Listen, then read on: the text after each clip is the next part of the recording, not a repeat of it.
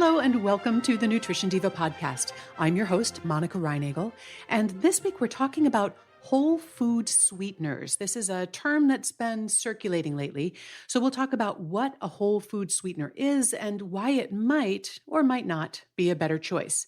But first, I wanted to share a quick question and answer from a listener. Misha wrote, I've heard that plant-based vitamins absorb better than synthetic ones. Is this actually true or not? In fact, it is not always true. Some synthetic vitamins are molecularly identical to the ones found in plants, and they'd be absorbed exactly the same way. Folic acid is a synthetic form of the vitamin folate, and it's actually much better absorbed than the folate found in plants or in plant-based vitamins. Some nutrients, such as B12, are not ever found in plants, and so for these nutrients, you'd have to rely either on a synthetic form or an animal source. Calcium is a nutrient that's found in both plant and animal foods, and in this case, the calcium in milk is actually much better absorbed than the calcium in spinach. So you see, it's impossible to say that a plant-based vitamin is always going to be better absorbed. Now, I think it's always preferable to get our nutrients from foods rather than supplements because they often come with a host of other complementary nutrients that may help your body absorb or assimilate them. But if you are relying on a supplement to fill the gap, a plant-based supplement isn't necessarily going to be more beneficial. Thanks for that question, Misha. And now let's dig into today's topic. According to a recent issue of the Exploding Topics newsletter, which was forwarded to me by a listener, whole food sweetener is a hugely trending topic right now. As the editors put it, health-conscious consumers want to sweeten their food with substances that are natural and whole food. They go on to explain that whole food sweeteners include things like maple syrup, sweet potato puree, as well as plant-based non-caloric sweeteners made from stevia and monk fruit. The concept of whole food sweetener seems to be based on the notion that we are better off eating whole and minimally processed foods, and that's something I can certainly get behind. As a general rule, whole foods tend to be more nutrient dense and less energy dense than more highly processed foods. For example, a baked potato contains more nutrients and fewer calories than a bag of potato chips. Prioritizing whole foods like fruits, vegetables, whole grains, legumes, nuts, meat, and fish is a great way to improve the nutritional quality of your diet. And I generally expand this category to also include minimally processed foods like yogurt, canned beans or tomatoes, olive oil, soy sauce, peanut butter, soy milk, tofu, bread, and pasta. Technically, these are all processed foods, and so are pasteurized milk, filtered honey, frozen strawberries, and basically any vegetable that's had the dirt washed off of it. In truth, most of the food we come into contact with lies somewhere on a processing spectrum, ranging from just plucked off the tree to, I can't even tell what food this used to be. Although I think it's unrealistic and unnecessary to completely avoid all processed foods, choosing foods that are closer to the unprocessed end of that spectrum is a great idea. As with just about anything, though, the avoidance of processed foods can be taken to extremes. For example, some in the whole food movement believe that oils should not be included in a healthy diet because they're extracted from whole foods. According to this view, avocados and olives would be acceptable, but avocado oil and olive oil would not.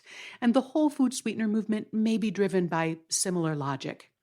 From a health and nutrition perspective, I don't think we need to eliminate oil from the diet, especially when we're using it to prepare whole foods.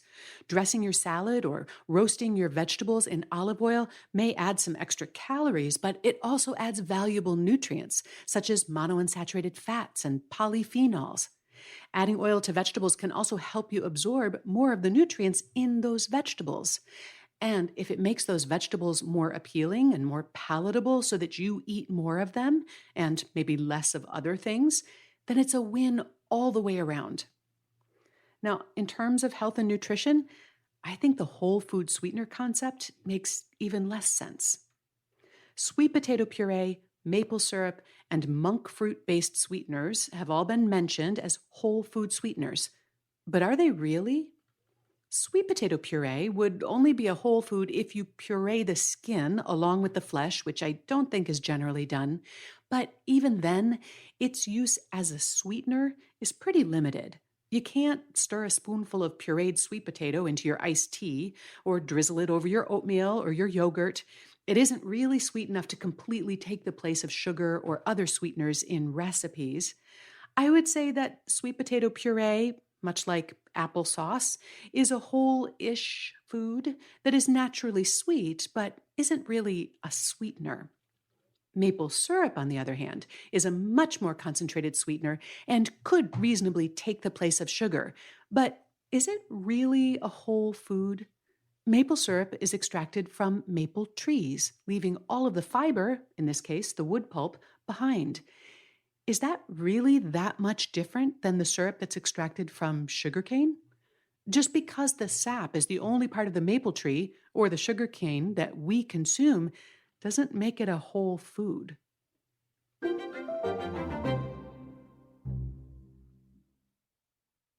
I think it's even more illogical to include monk fruit and stevia based sweeteners in the list of whole food based sweeteners.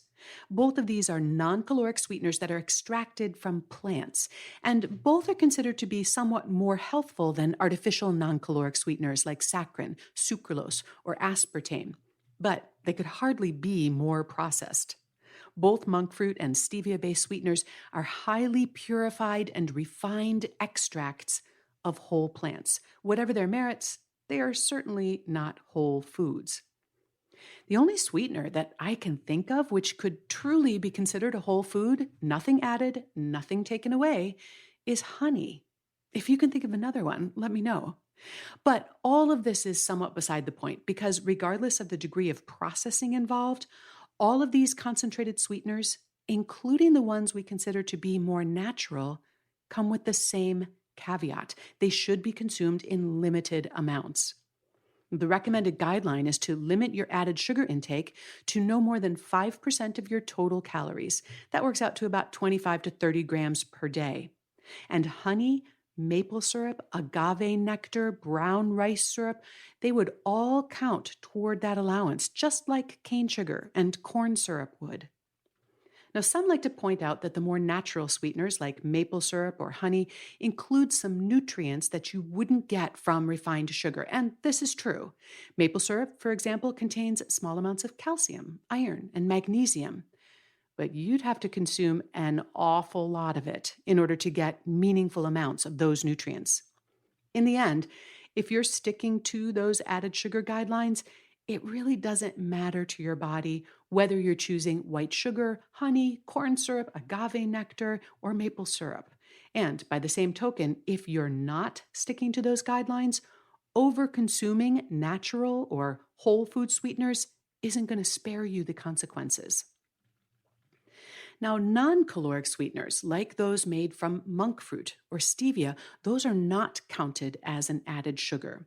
They contain virtually no sugar or calories, and unlike the artificial non-caloric sweeteners like Splenda and Equal, they have not yet been found to promote unhealthy changes in gut bacteria or blood sugar metabolism. Nonetheless, I still think that they should be used with the same degree of moderation as we would use for caloric sweeteners. Even if they're not contributing calories or sugar, consuming a lot of hyper-sweetened foods and beverages is a great way to train a sweet tooth. Not only do these processed foods tend to crowd more nutritious whole foods out of our diet, they can dull our taste buds and make healthy foods a lot less enjoyable. So, exploding trend or not, I think the whole food sweetener movement is a bandwagon you can take a pass on. Do you have a nutrition question? You can call the Nutrition Diva listener line at 443-961-6206, and your question could be featured on a future episode. You will find a transcript of today's show, along with links to several related articles and some research on our website. That's at quickanddirtytips.com, where you can also search the entire Nutrition Diva archives. And just a tip, if you're getting ready to call the Nutrition Diva listener line and ask me a question, you might want to head over there first and search and see if I've already answered it so that you can get instant gratification. You can also find additional resources on my website, which is nutritionovereasy.com. Our Nutrition Diva show is produced by Nathan Sems. It's edited by Karen Hertzberg. And our team at Macmillan Audio also includes Morgan Ratner, Emily Miller, Michelle Margulis, and our director, Kathy Doyle. Thanks so much for listening. Have a great week.